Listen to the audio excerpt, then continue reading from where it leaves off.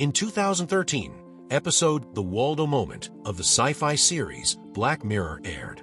It was about a sarcastic cartoon character of a teddy bear that suddenly ran up for British Parliament elections. The story started with a joke or a weird contrast, but as time went on, Waldo gained immense support and popularity because of his weird opinions.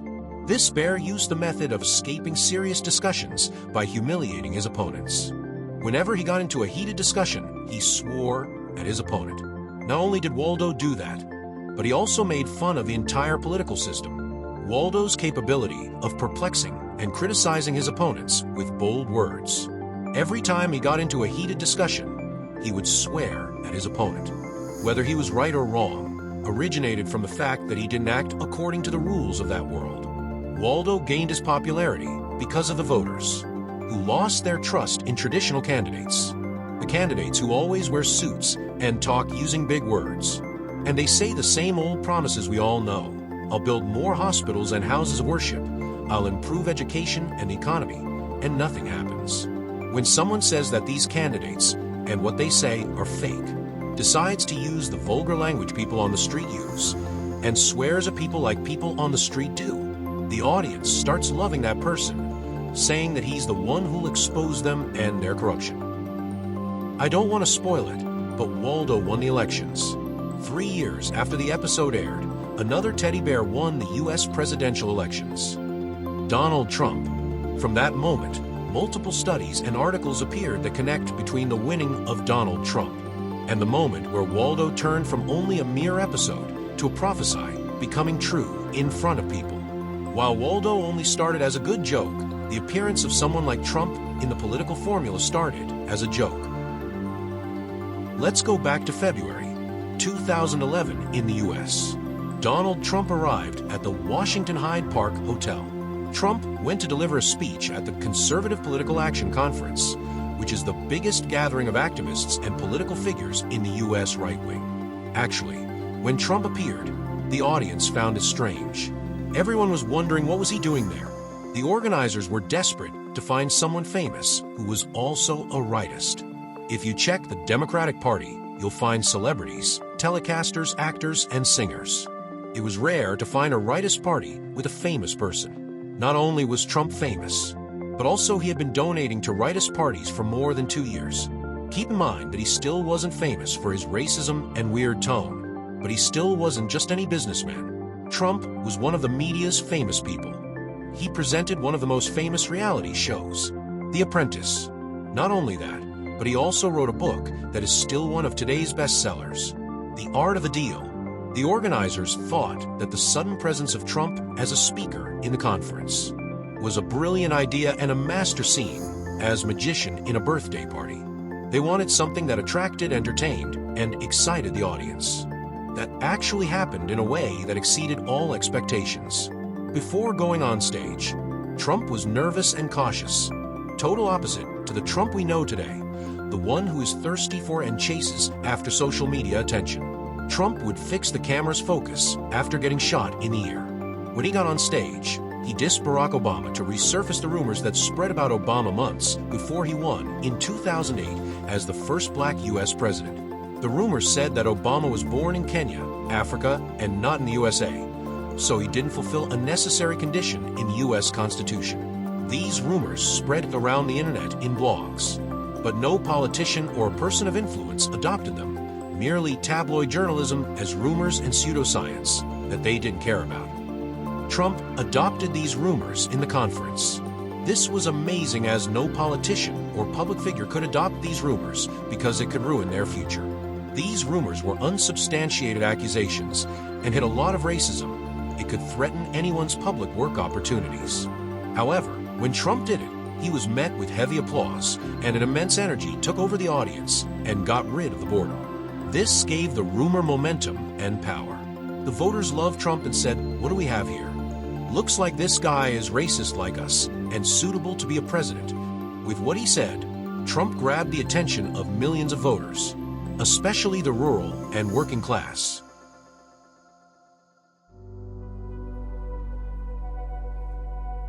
Trump also grabbed the attention of movements like the Tea Party movement, which appeared in 2009 against the government's interference in the private sector and the absence of immigration controls. This movement took over the Republican Party after Obama came to power, and it had a pretty clear and concise agenda. We want to hinder Obama's policies and plans. We'll go opposite to wherever Obama goes. If he goes to New York, we'll go to California. If he spends summer in Florida, we'll spend it in Hawaii. Trump liked his little game and started repeating it in radio and television interviews. As time passed, the matter turned into a cause célèbre about where Obama was born. The White House interfered, my friend, and issued a request to Hawaii to reveal the information about Obama's birth certificate. His place of birth turned out to be the USA. Obama said that he knew that these measures weren't enough to end the topic once and for all. Obama started urging the people of the U.S. to not let such absurdness distract them from the state's problems. However, Trump's words were weird and thrilling, and they seemed to be part of a conspiracy, so his face and words started to make headlines. In early opinion polls, and before even standing for elections, Trump's stocks exceeded Mitt Romney's, the Republican candidate who was against Obama in the 2012 elections. Can you imagine that Trump was more popular than him, even though he hadn't stood for the elections yet? Trump said that he was pleased that his efforts forced President Obama to release his birth certificate to the people. He threw in a few words saying that he hoped that the certificate wasn't fabricated and that Mr. Obama was right, when he said that they needed to focus on important issues, and the most important one was Obama's policies. On the other hand, Obama wasn't easygoing. Keep in mind that he was the first U.S. president to be black, and one of the most popular U.S. presidents.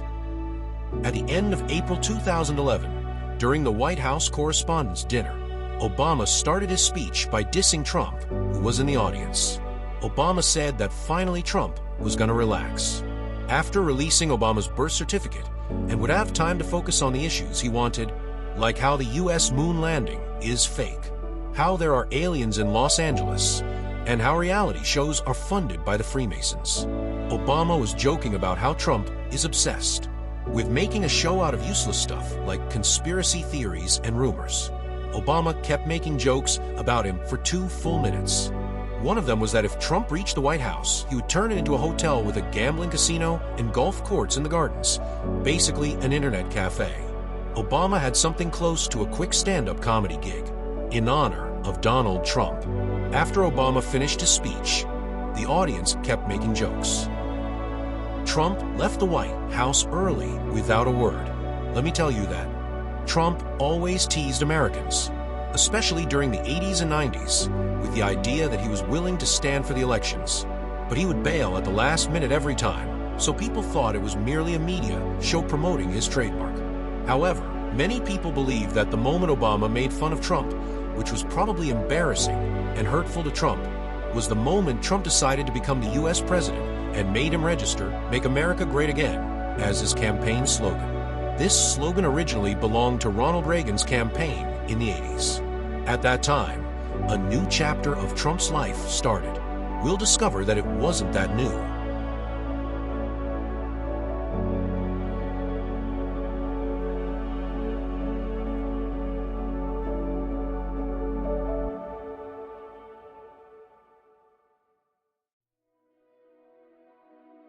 In 2015, when Trump announced his candidacy for the U.S. president, everyone thought it was a joke and reacted ha-ha. Let me tell you that not only his rivals, but even the Republican Party didn't take him seriously. Let me surprise you that gradually, he started whining the party's candidates on his side, using Waldo's method from Black Mirror. The cartoonish method full of insulting, direct attacks, low blows, high blows, and even finishing blows.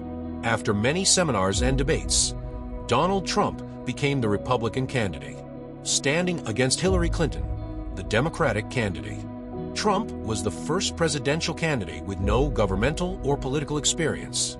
At that time, any U.S. politician had to go through conferences, elections, the Congress, the Senate, opinion polls, many candidacies, and climb the party to be a president, while Trump was firing employees on his reality show and shaving McMahon bald. Let me tell you that Trump didn't need political experience to become the U.S. president. All he needed was a Twitter account. Hillary Clinton's campaign regarded Trump as a mere joke, and a weird, mad clown. A person with such moodiness and hair shouldn't possess codes to nuclear weapons, or the power to start a war that could end the entire world. Even though Trump can appear as a joke, this joke hides a very important truth that people must know and understand.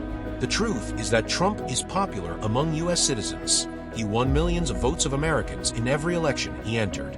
Let me tell you that even when he stood and lost against Joe Biden in the 2020 elections, do you know how many votes he had? He had 74 million votes, which was 47% of the votes. This was the second highest vote percentage of a presidential candidate in history. Trump had a huge popularity and connection with millions of his supporters, who were loyal to him as if he were Hassan al-Sabah and they were his troops. This established him as more than a mere joke and a historical mistake that the U.S. would fix. Donald Trump is a phenomenon that must be understood and dealt with seriously. He's not a clown, especially when you discover that this clown has 47 million people supporting him. Even if you consider him a clown, you must take him seriously because of his impact is important. He won't just affect his country, he'll affect yours and the world. Let's go back to the root of this story, which is Trump's sudden appearance on the stage. First, we have to answer this most important question. Who is Donald Trump? On June 14, 1946, Donald Trump was born in Brooklyn, New York. He became the second son of the best real estate developer in the state and the grandson of the German immigrant Frederick Trump, who immigrated to the U.S. in 1885. Frederick came to the U.S. dreaming of getting rich fast. He managed to make a fortune out of real estate and some monkey business, according to some sources. But we'll ignore that. Trump's father, Fred, raised him in a religious evangelical environment that regarded financial success as a sign of God's acceptance. Meaning if you succeed financially, then God loves you. What supports this is the book The Power of Positive Thinking by the evangelical priest Norman Vincent Peale. This book is full of inspirational stories about the success of businessmen. The ideas that Trump believed in throughout his career can be summed up in: be always convinced you're successful, and never let the idea of failing crawl into your mind. If you fail, you have to deny it because you always win.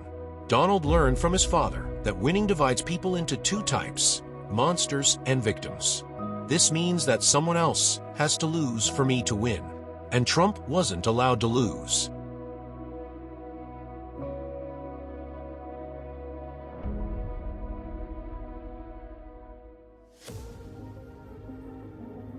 Donald interpreted this as aggressive behavior and bullying his schoolmates. When his schoolmates complained to the teachers, he would bully them teachers. His father had to move him to a boarding military school, a place with strict rules that aimed at teaching spoiled rich kids, those chubby ones with behavioral disorders, discipline and power. A place that is similar to a prison where Donald learned that to survive, he doesn't have to be a bully, but the leader of bullies. Donald found himself in the Champions League playing against other bullies from other states. He also learned the art of clever trickery. We have to write a book about it, and it will be a bestseller.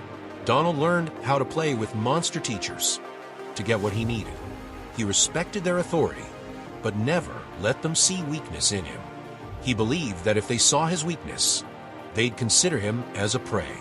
Donald was very excited, my friend, as he found himself in a masculine community full of competition, bullies, people who regarded him as prey, and the need to survive.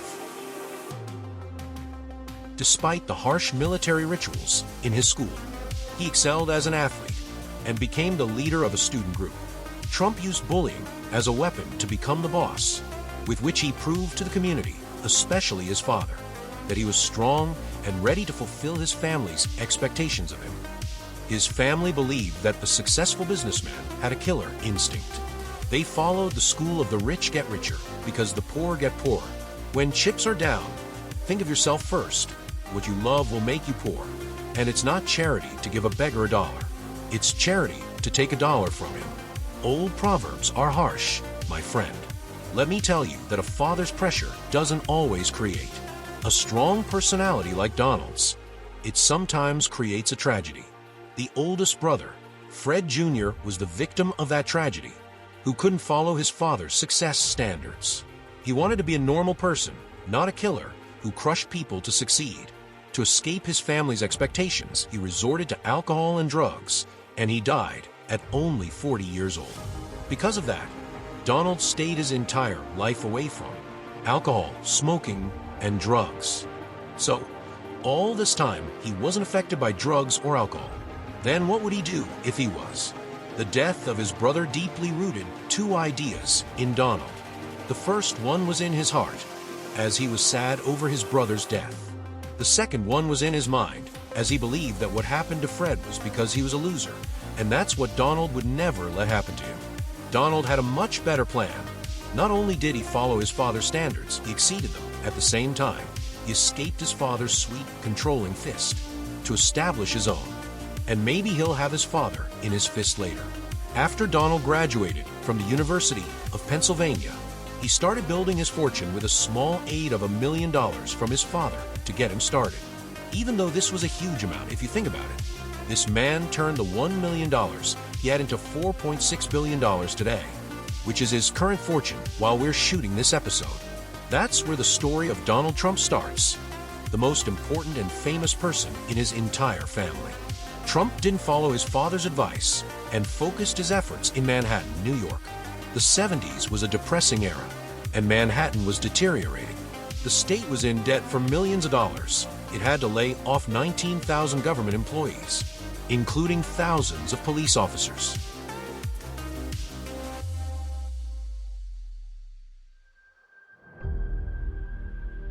A cycle started, my friend. The crime rate reached 3,000 murders per year, and a lot of construction work stopped.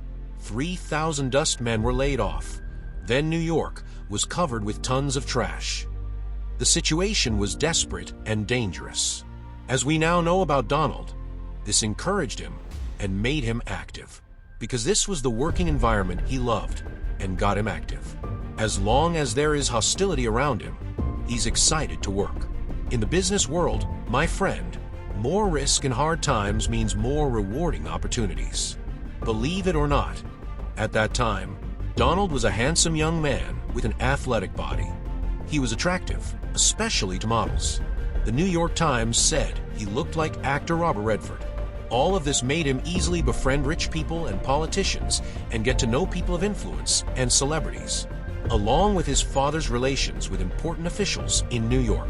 Many top-notch people worked with Trump at that time, and they said that he was an amazing person and could charm anyone he talked to, as if he hypnotized people. The most important relationship Trump had in his career was with Roy Cohn. He was an organized crime lawyer in New York, the Saul Goodman of his age. The leaders of the 5 mafia families would meet in his house to be sure that the FBI wasn't listening to anything. Roy didn't mind using all of his influence, all means of intimidation, blackmail, fabrication, and bribery, to reach his goals. This was a perfect recipe that Trump learned from Cohn, who was like a father to him. Trump has a personal taste in role models. If he got into any quarrel, it was enough for him to mention Cohn's name. Do you know who you're talking to? Cohen's friend. Of course, all of his opponents backed away. With his influence, Cohn helped Trump to get a tax break from New York of $400 million, which was valid for 40 years. Donald then started his first project of turning the bankrupt, broken-down Commodore Hotel into the Grand Hyatt Hotel, the luxurious hotel with 1,400 rooms.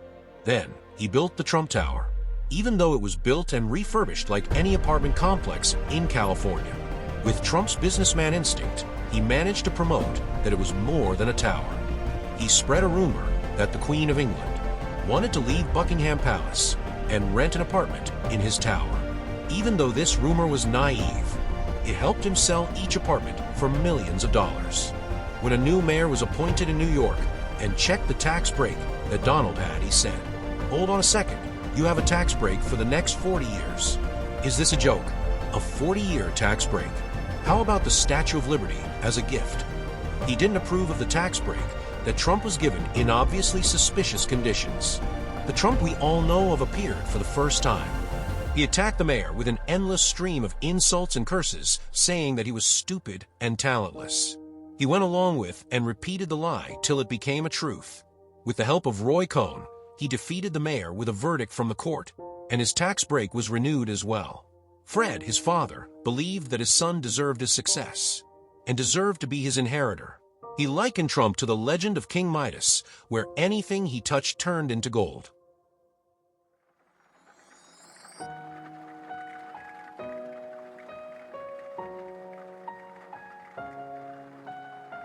Trump was famous all around New York, but he needed a bigger stage.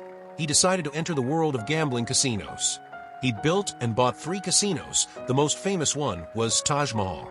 Right now we're seeing a successful businessman. Trump's business kept growing, but what distinguished Trump from the rest of the businessmen was that he decided to be the brand and not just its creator. In a press interview with author Tony Schwartz, Tony suggested to Trump that he should write the book, The Art of the Deal. Mr. Trump, you have a huge experience as a businessman, and you can become a role model to simple U.S. citizens. How about you spread your experience in a book about making deals? Trump liked the idea, my friend, and offered Schwartz to write that book and publish it with Trump's name, following the literary concept of ghostwriting. You make someone write something and publish it with your name. The book was published and achieved huge success, to the point where it turned Trump from a mere real estate developer in New York to a brand with an American success story of an intelligent, self-made man, to the point that in 1988, Mike Dunbar, a local activist, started a petition to nominate Trump as the U.S. president. Mike saw Trump as the person the U.S. needed, a man who is a master in the art of deals and doesn't have mercy for his opponents. Trump told him that he agreed to stand for elections, and that's when he prepared a place to announce the news that shocked the U.S. The stakes were high. People attended to know what was Trump going to say, what he going to do, and what was his election plan, got close to the 18-yard area and were alone with the goal. Then he surprised everyone that he wasn't going to run for election. Mike Dunbar discovered that Trump lied to him to promote his book. The activist's dream was to be a mere sponsor to Trump. It was a perfectly dirty move, as described in his book, The Art of the Deal. In business, this book is considered the modern equivalent of Machiavelli's book, The Prince in Politics. Trump expressed to a correspondent from People magazine in 1981 that his philosophy is that man is the most vicious of all animals. Hold on a second. What's up, my friend? You notice that I only talking about success after another, and you wondering where's the plot twist? You got me. Here's the twist. Maybe Trump mastered the art of deals, but he made a bunch of very dumb deals. These deals made his casinos go bankrupt. His fortune declined heavily to the point that while he was walking in the street, he saw a homeless man and said that this man was richer than him. At least the man had a fortune of $0, while Trump had more than $900 million in debt. He was in debt to banks for almost $1 billion. So according to the numbers, he was poorer than any homeless person. As Donald learned, he kept denying it. The mass media that made him an icon mercilessly turned him into the most hated person in the U.S., especially after the news of him cheating on his wife, Ivana. As you know, my friend, whoever fails in a job becomes an expert in it. Whenever you get stuck, give out advice. And that's exactly what Trump did.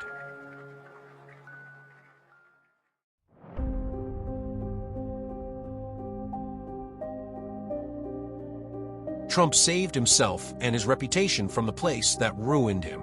Mass media, specifically TV. Trump moved to TV media as an expert. He might start a different journey.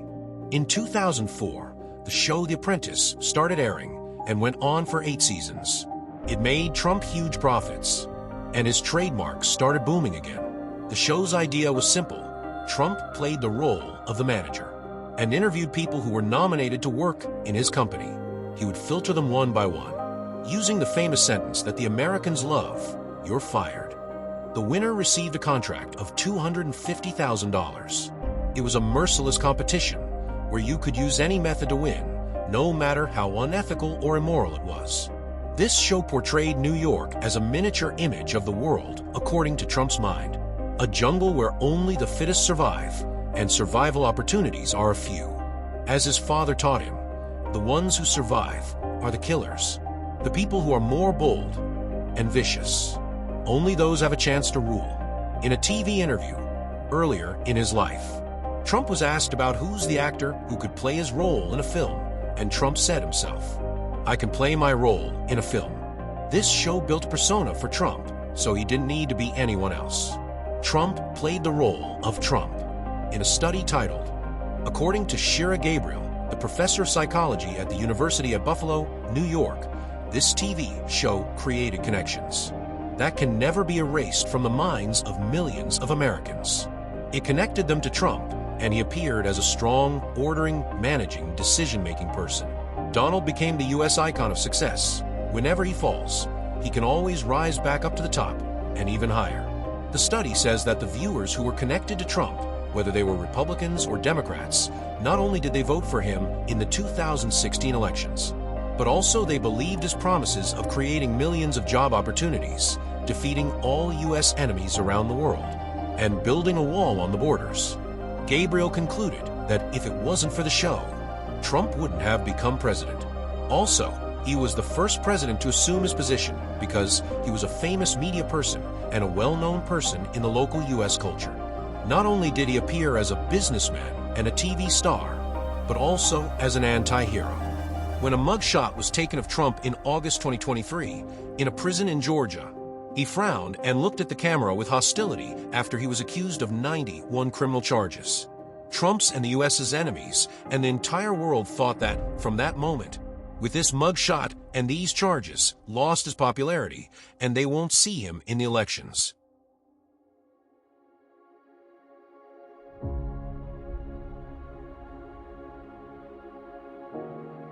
Can you imagine that he set himself as an icon to the U.S. and its people?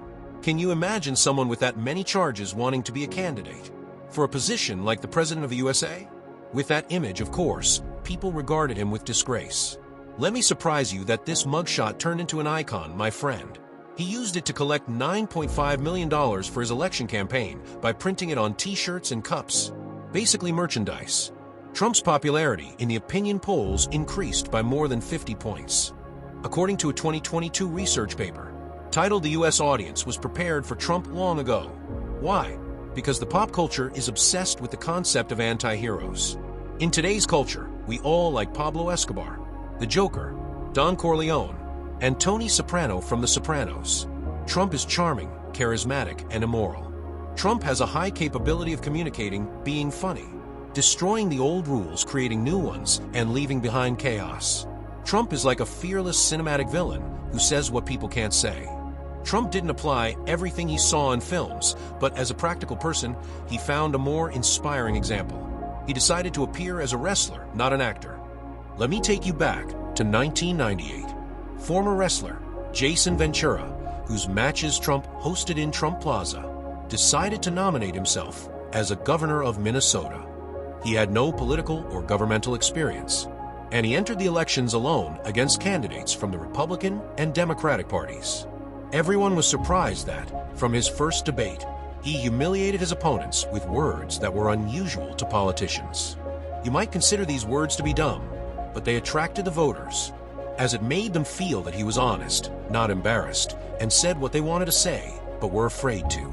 Every time Ventura met journalists, he would swear at them. So this way he secured free advertising and an enhanced anti-hero position. It was a huge surprise when Ventura won and became the governor of Minnesota. Trump traveled to Minnesota immediately, not to congratulate him or discuss a business idea, but to understand how did he. Trump later accurately applied the advertisement plans Ventura used, not on the scale of a city or state, but on the entire U.S. As much as the anti-hero interpretation could have been enough. To explain how Trump assumed his position, what needed interpretation was how Trump's agenda was different from every other agenda, even from the Republican Party's agenda, the one that nominated him. We need to dive deeper into Trump's speech to find out. The Republican Party was always conservative and not extreme, and it encouraged free trade between countries, without barriers and low tariffs. What's weird is that even though Trump was the Republican candidate, he was against all of this. For example, Trump wanted to raise tariffs on Chinese cars. Let's move to another topic, immigration. The immigration matter was discussed in the Republican agenda for long years, but the party would never release a series of racist accusations that described Muslims as terrorists and Latinos as criminals and rapists, just as Trump said in one of his most important speeches. The party would never treat minorities and female issues with such audacity. The party could force some regulations on immigration, but it would never think of closing the borders. With a wall that separates the U.S. from Mexico, Republicans and Democrats built a new global system after the Cold War and the fall of the Soviet Union, titled Free Trade, and the U.S. was the only leader of this world. However, Trump's speech was against all of this, and with his speech, he turned the U.S. against the system it built. He told them, "No, we're not leaders. We're not going to defend people who don't pay us to do so. Other countries' policies are none of our business. The U.S.'s interest comes first."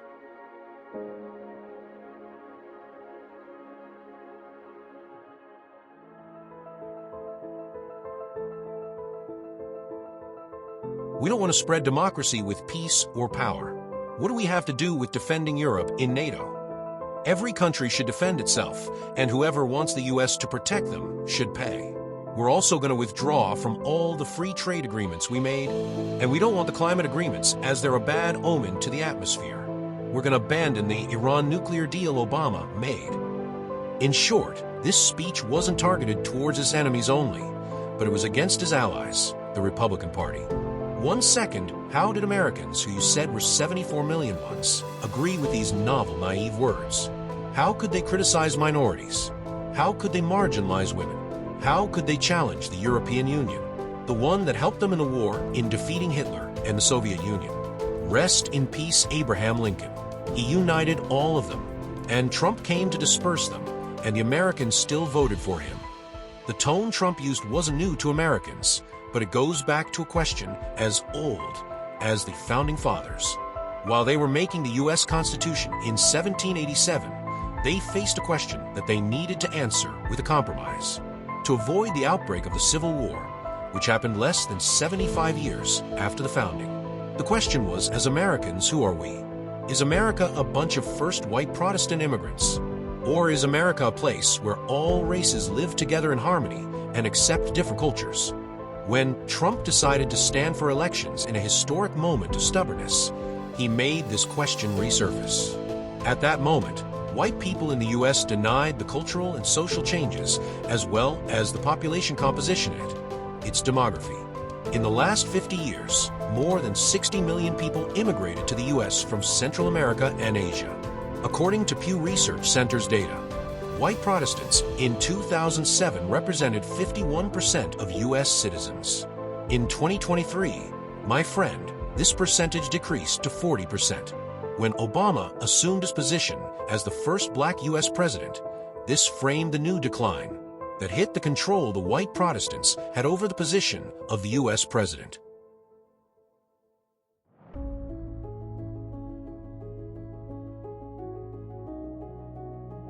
It was the first time to see a person of color controlling it. The only Catholic, not Protestant, person who became the president was John Kennedy. And it was the only time, and you know what happened to him? He didn't continue his term and was assassinated. Demographers expect that by 2030, the number of immigrants from Central America, Asia, Africa, and the Middle East will exceed the number of newborns. By 2045, white people will be a minority. Take care that they're already a minority in the Oscars and Netflix. It doesn't have to be the country also. Let me tell you a funny contrast. According to the standards of extremist evangelical Christians, Trump isn't religious. Trump got married and divorced more than 3 times, aside from his many extramarital relations, and his economic activities in bars and gambling pits. Trump was accused of sexual harassment. The New York Police Department has a folder full of his charges. However, when Trump published his speech, those religious Christians were his biggest audience base because they found mutual benefit. Jerry Falwell Jr., the famous priest, encouraged his followers to vote for Trump. He said that they needed a shrewd voter like Trump. He's the one who will get their asses to the ground. I'm sorry, but you may feel like my speech is naive. Maybe I'm trying to explain that Trump succeeded and became famous because he was racist and wanted Christian white U.S. citizens to be superior to other races. is that? Let me tell you that it wasn't that simple, my friend. Maybe Trump's speech says that he's racist, but he isn't necessarily racist because he believes in it, but because he chooses to be. If Trump was racist because of his faith, he would have never made his successful journey in business.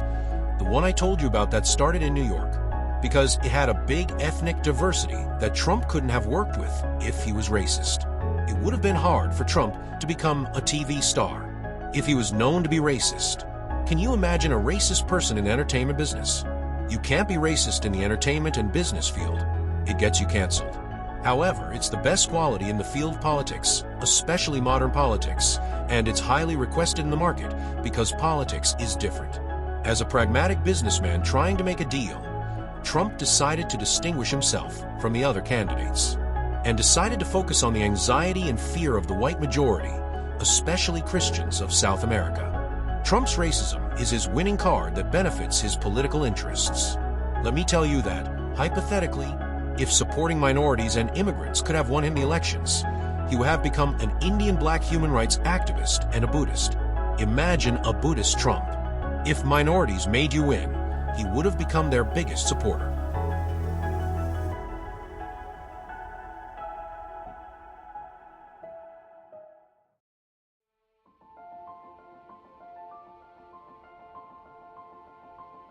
Let's return to Tony Schwartz, the actual author of Trump's book.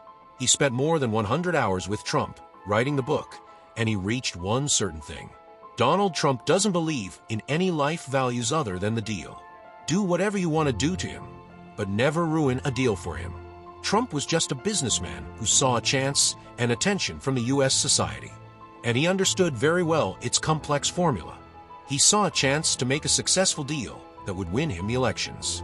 Every time he announced standing for the elections in the 80s, 90s, and 2012, he always withdrew and reverted from the idea, according to Roger Stone, his campaign advisor. This was because the chances were against him, and it was a losing deal. When he stood for elections in 2016, millions of people were waiting for another speech like his previous one, a huge number of citizens who could make him win. According to the book Trump revealed, the attitudes Trump adopted in 2016, like refusing abortion rights and supporting the carrying of arms, were the same as Mitt Romney's policies and ideas, the 2012 Republican candidate. What's interesting is that in 2012, Trump said that these policies were dumb. He believed that these policies would make the lives of poor citizens harder, especially immigrants, and these policies were what made Mitt Romney lose minorities from his side, like the Latin and Asian minorities. Such chastity.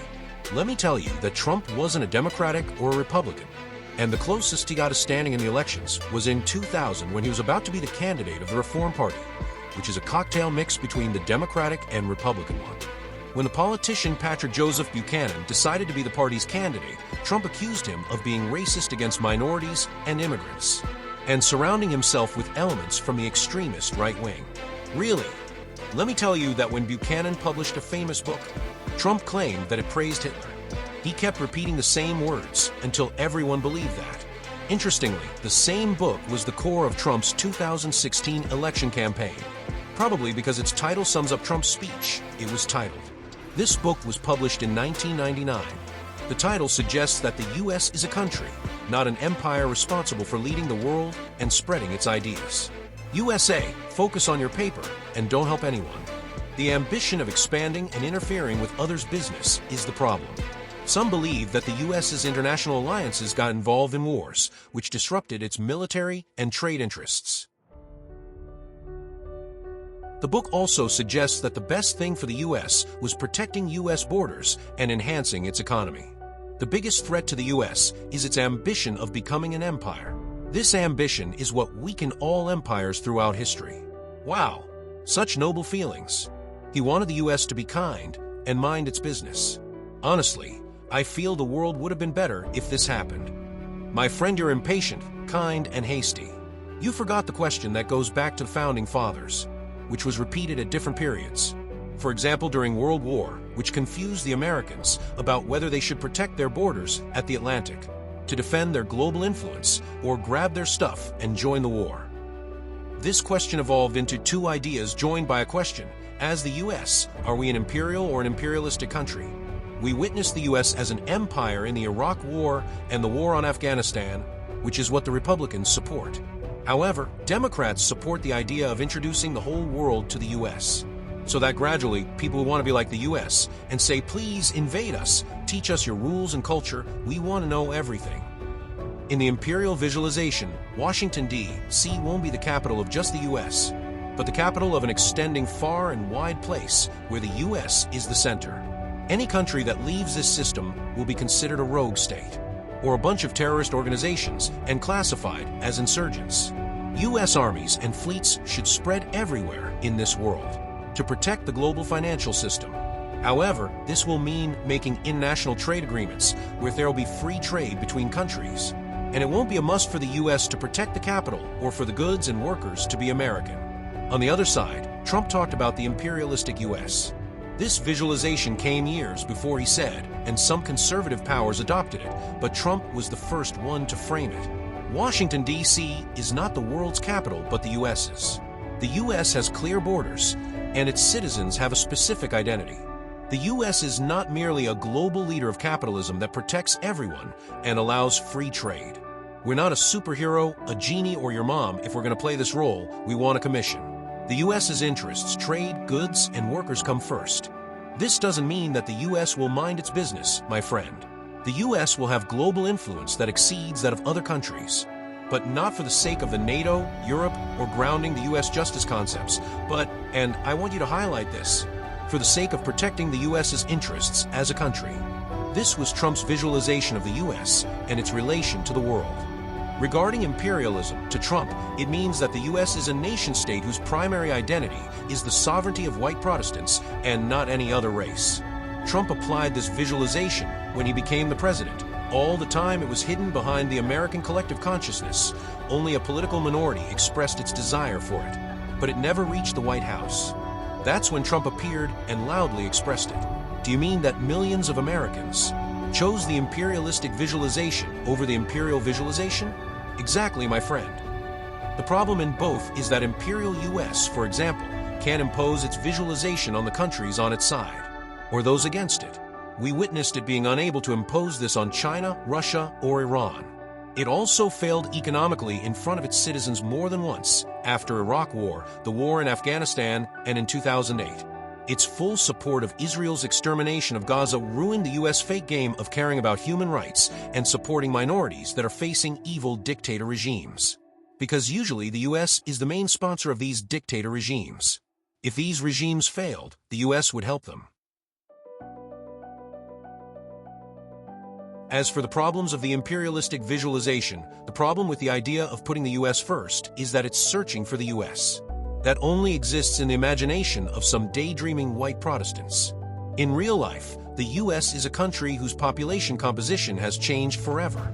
The US has always had a white majority, now it only represents 40%. By 2040, it'll represent only 20%.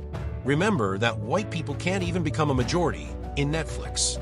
The extremist transition between these two visualizations made the country that set the fundamentals of the global system turn into its biggest threat. Notice, my friend, that up till now, we're talking from the White House's perspective. Let's move to the perspective of the simple US voter, the citizen who only wants to pay the mortgage, eat his hot dog sandwich with mustard, and go to sleep. This person doesn't care whether it's imperial or imperialistic. How does he think then? Why would he vote for Donald Trump? Trump has a remarkable ability to evoke two emotions. He makes the audience feel happy and angry at the same time in way that no US politician has ever done, not even Reagan, Bush, or Obama. Even though anger is a negative feeling, it makes people proactive, gets them moving, and encourages them to act boldly. Therefore, an angry, furious person would swear and even attack, even though it's harmful to him. This is opposite to negative feelings like sadness and anxiety. We can say that its effect is kind of lazy. To Trump's supporters, he's hilarious and wears his heart on his sleeve. A huge part of Americans voting for Trump was fueled by desperation and anger towards the policies of the Democratic Party, which is historically known to be the advocate of the white working class, to the point where the party was accused of socialism. As time went on, the public saw that the party started mainly focusing on the higher class, people with higher education. If we look at the statistics, we'll find that 2/3 of white people during the 2016 elections who didn't have a university degree and whose votes would usually go to the Democratic Party, they voted for Donald Trump. The Democratic Party focused on minorities and identity in its speech, which is good. However, it sometimes forgets about its main base, as it was established to help simple, weak, and marginalized people. Swing states, the ones that settle the elections like Pennsylvania, Michigan, or Wisconsin, also voted for Donald Trump in 2016. However, they loved that cute orange-haired man. I have a surprise for you, my friend. 53% of white women voted for Donald Trump, the man known to marginalize women in most events, even though a white woman like them was standing against him. However, don't forget that this man stands for family values and provides job opportunities for them and their husbands.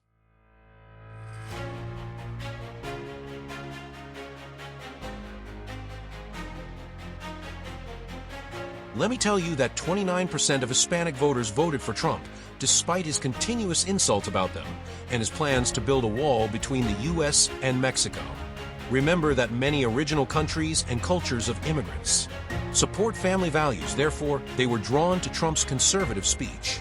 Trump's capitalist speech that opposed, for example, socialism, attracted some Latinos because in their original countries, some of those immigrants suffered from problems of socialism, communism, or whatever. Even though only 8% of black voters voted for Trump in the 2016 elections, let me tell you that this was the highest percentage a Republican candidate has scored since George W. Bush's era in 2000. Let me tell you that this percentage increased to 12% in 2020. Huge numbers of Democratic black people became Republicans. And this shows that young black voters have higher independence than previous generations, and they don't think that they're necessarily connected to Martin Luther King's legacy of human rights, which the Democratic Party supported. They're also disappointed that the Democratic Party takes them for granted. You'll support us anyway because we stand for minorities. We need to focus on those who won't. Now comes the question, my friend. Will Donald Trump be the redeemer? Will he change all that disappointment and desperation into prosperity and happiness? Trump's method as a businessman, ever since he was in New York, hasn't changed even after becoming president. This opposite to the image he sets for himself as an unexpected president. It's the same catalog that he uses of attacking quickly and immediately any criticism or threat, lying in an easy, quick, and tactful way, blaming others, which he holds an Olympic medal in distracting and diverting people's attentions from actual political issues and focusing on secondary topics. Why did he care about the birth certificate of a president who was already elected and became a president? Trump is the clear symptom of U.S. democracy disease, but not its cause, my friend. Trump isn't an exception or a normal case, or else he wouldn't have reached millions of Americans. He's just a person who said what people are thinking about, and he focused specifically on areas with lower education. The unseen U.S., my friend, is not seen in Hollywood, Silicon Valley, or Wall Street. In the end, Trump is similar to the U.S. explained in Martin Scorsese's cinema and the cinema of many other U.S. innovators who witnessed the founding of the U.S. by the first immigrants, where the U.S. is a mix of dreaming of wealth, believing in oneself, believing that anything can be a deal, and that the world is divided into two halves, monsters and victims. You either become a monster or a victim. Trump is an empty suit that anyone can wear, my friend. He's a template of a pattern, and not something unique. He introduces himself to the U.S. and the world as a superhero.